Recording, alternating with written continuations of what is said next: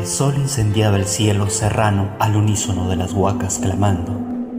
Un ejército de 250.000 guerreros esperaba cual hormigas tras un panal la rendición del Cusco acéfalo de reyes por la dimisión de Huiracocha Inca y el heredero al trono Inca Urco.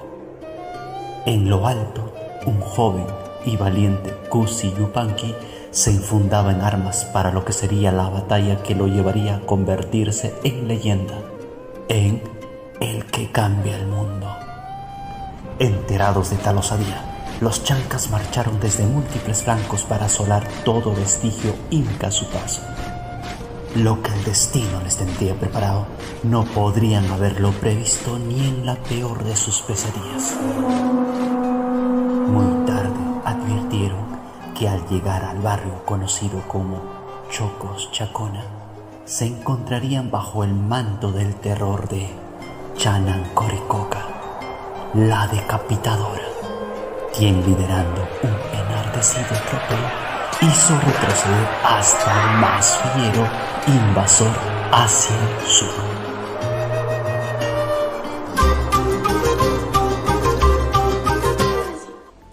La semana pasada vimos y conocimos a heroínas de la independencia, como también propuestas artísticas sobre ellas. Además, entrevistamos a las mujeres de la casa y voilà, juntando todos esos aprendizajes, logramos inspirarnos para crear nuestra propia propuesta. Y en esta segunda parte del tema, el reto es conocer qué es una narrativa visual para poder organizar y comunicar mejor nuestras ideas. Por lo tanto, ahora sí conozcamos qué es una narrativa visual. La narrativa visual es la capacidad que tienen una o más imágenes de contar una historia o discurso, como vemos en esta imagen, o también en combinación con textos o símbolos, como en esta imagen. Contar historias es una forma de transmitir mensajes, inspirar y conectarnos con las emociones y las ideas de los demás. Una sola imagen puede transmitir diversos mensajes que llegan a nuestras emociones y pensamientos de manera rápida. Claro que eso depende de qué tan bien usas los recursos visuales. El espacio, la composición, el ritmo, el uso de la luz, el color y la forma, entre otros.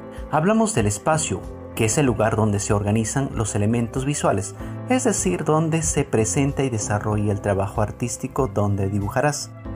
Dentro de este espacio, los objetos que vemos se ordenan de manera distinta. A esa manera de ordenar, disponer y organizar todo lo que irá dentro del espacio se le conoce como composición.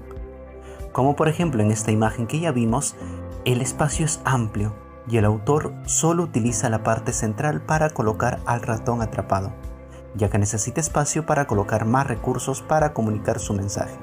En cambio, en este otro ejemplo, el artista solo usa casi todo el espacio, ya que su interés es centrarse en estos dos personajes. El mensaje es claro. El espacio que le sobra lo utiliza para crear el lugar donde están los personajes. Sigamos viendo más ejemplos que narran historias a través de sus imágenes y de cómo las organizan en el espacio. Las arpilleras. Es un arte hecho de retazos de telas que se cosen y bordan sobre una tela más grande, papel, cartón u otro soporte. Estos cuadros se trabajan como un collage. Luego de organizar el fondo y sus diferentes campos, se ubican las telas y se trazan las figuras. Estas se recortan y se cosen. Primero el fondo y después se van superponiendo las pequeñas figuras. Mujeres de Pamplona Alta elaborando arpilleras y tejidos. En esta obra vemos una composición de espacio abierto que representa un área de vivienda y comercio de Pamplona Alta, donde se distingue el paisaje natural, el cielo, las aves, los cerros, el árbol, del paisaje urbano, casas techadas de un solo piso en proceso de construcción. Una niña, mujeres, un hombre y un perro complementan la escena. Encontramos tres planos en la composición. En el primer plano más cercano es la parte baja de la arpillera. Las señoras muestran sus materiales, ovillos de lana, tijeras y retazos de telas en canasta, así como sus arpilleras ya realizadas. En el segundo plano, a la mitad del espacio visual, un hombre subido a una escalera construye su casa. mientras una mujer tiende su ropa junto a su perro. En el tercer plano o plano del fondo se aprecian los cerros y el cielo y un grupo de aves. Así que ten en cuenta esos detalles para cuando realices tu proyecto, que son los que narran una historia. Las tablas de Sarua.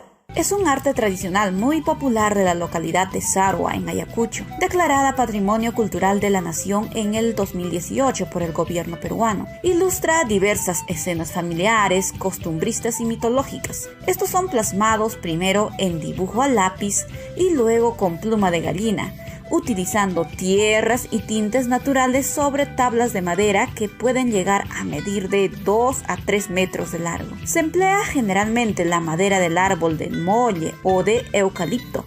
En un inicio, las vigas formaban parte de la edificación de las casas. Luego se convirtieron en obsequios que se entregaban a los dueños de casa al finalizar el techado de su vivienda, porque simbolizan prosperidad y bendiciones para el hogar. Como vemos aquí, el espacio compositivo es alargado y estrecho.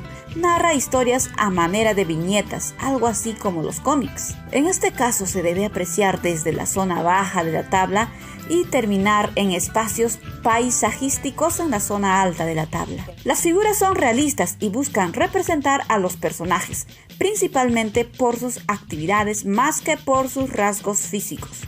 Ahora contemplan temas como el sincretismo religioso, la migración, los tiempos de violencia, las fiestas, la medicina tradicional, entre otros temas contemporáneos.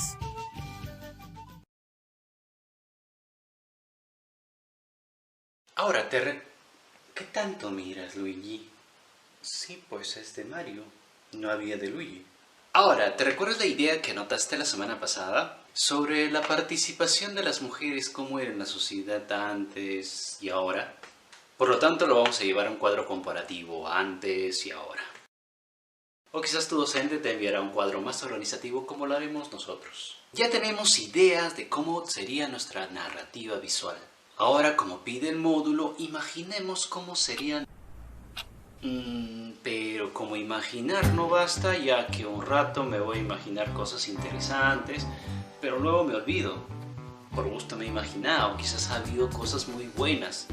Por lo tanto, lo mejor será hacer un pequeño borrador ya de lo que te estás imaginando más tu cuadro comparativo. ¿Cómo sería? Solo un pequeño borrador, ten en cuenta eso, para estar viendo cómo van tus ideas y qué tan buena imaginación tienes. Esto es un rincón educativo donde creemos que la educación es la mejor arma. Y donde creemos que si no le pones ganas al estudio, terminas siendo congresista mandarina. ¿Cómo que mandarina? Naranja, Ulito, naranja. Es que se parece, pues. Lo hiciste a propósito, ¿cierto? Claro, para no ofender a los fans del partidillo.